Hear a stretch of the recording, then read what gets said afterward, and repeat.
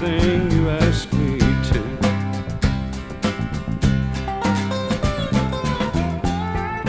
Waylon Jennings is one of those people where when you go to the Wikipedia page and you see the scroll bar dongle thing, and it's tiny because it's a huge page, there's lots to read. Here are some highlights. So he's dead. Before he was dead, he was a country singer and songwriter and radio DJ at times, especially early in his career. He struggled at first to get established. He was on tour with Buddy Holly and some others, and he gave up his seat on a charter plane to the next venue to take the bus instead. There were a limited number of seats. And there was a conversation before they set off between Buddy Holly and Waylon Jennings, where Holly reportedly said, "Well, I hope your old bus freezes up." And Jennings jokingly replied, "Well, I hope your old plane crashes." You probably guessed it, it did. And Waylon has blamed himself for years for that. In the early 70s, he was a pioneer of Outlaw Country, which was a rebellion against the Nashville sound and also Nashville control, which was all orchestral strings and pedal steel and songs about dying mothers and reformed drunks. Outlaw Country had grittier content and relatively grittier content and more traditional instruments like fiddle and dobro and stuff like that. He grew a beard around then to seem more outlaw. I came across him in my youth. He's actually one of the earliest country singers that I heard, because I used to be a fan of Dukes of Hazzard in my mid-teens, and he was the balladeer and sang the theme tune and was also the narrator for that. His first studio album came out in 1964. His, I think, 44th and last was released in 1998. Hi, my name's Dan, and this is a review of the album Honky Tonk Heroes by Waylon Jennings, which was released in 1973. And I can't be bothered to count which number album it is of his, because he had quite a lot. It's my first time listening to this album. I had known his name, as I said in the act introduction. I know that I have heard at least one of his songs from the past, but I don't have particular knowledge of him before doing this review. This is Outlaw Country. So I think I finally got some handle on what that means, which I talked about again in the introduction to here, that it's more traditional instruments and less stringy and more relatively gritty in the content compared to very radio-friendly and family-friendly stuff from the Nashville contingent at this point in time. Where are we? 1973. And apparently this was part of the development of Outlaw Country. This was an important album in that. So here's the shocker for some people. This is a country album, and I quite like it.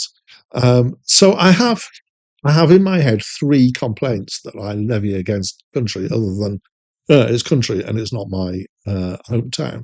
But they are really that, first of all, the tear-jerking song.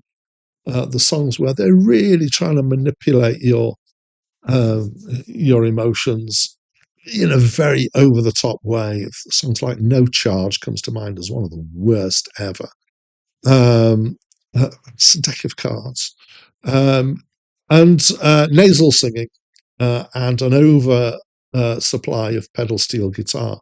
And I feel like now that I've got this maybe little handle on the difference between Nashville sound and Outlaw Country. First of all, maybe what I don't like is Nashville sound, and maybe Outlaw Country is bad for me. And maybe I've left off this kind of idea that strings might be part of the thing that I react against, because sometimes I do.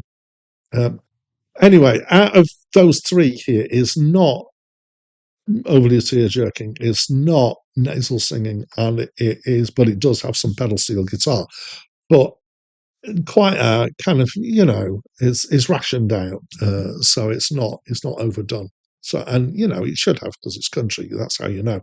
Other than pedal steel can be used in Hawaiian music as well, and I'm fine with it in that. I think that the outlawness means that I find it more approachable, though, because it does use real instruments and it does have a kind of more I want to say more of a bluegrass feel to it, just from the instrumentation, really. It's a band sound. This was his touring band. There's some nice playing and some decent feels. And I felt happy to embrace it. I wasn't put off by it musically. Apart from the last track, We Had It All, which has got strings in it and is just a bit over kind of, I feel a bit like he's done all these tracks without strings and he feels like I've just got, throw a bone to the Nashville people to do a string out one. It wasn't the best track lyrically for me either. His voice is definitely a country voice. It's not too nasal. He occasionally reminds me of Johnny Cash, who's one of my inverse blind spots for country. I do quite like Johnny Cash.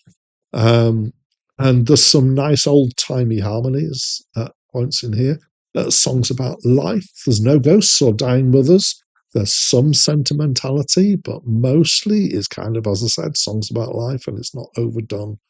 That some of it is, I don't know if it's self-confessional or, stories about other people. I don't know enough about his life to know, but there are some bits of life in there that aren't perfect. Definitely. So Wikipedia page for this album claims that it was controversial in some ways because it brought in elements of rock.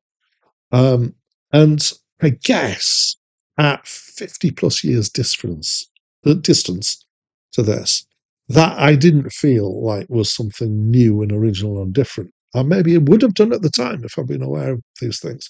But in that kind of length of retrospect, that bringing rock into some country is not unusual to my ear.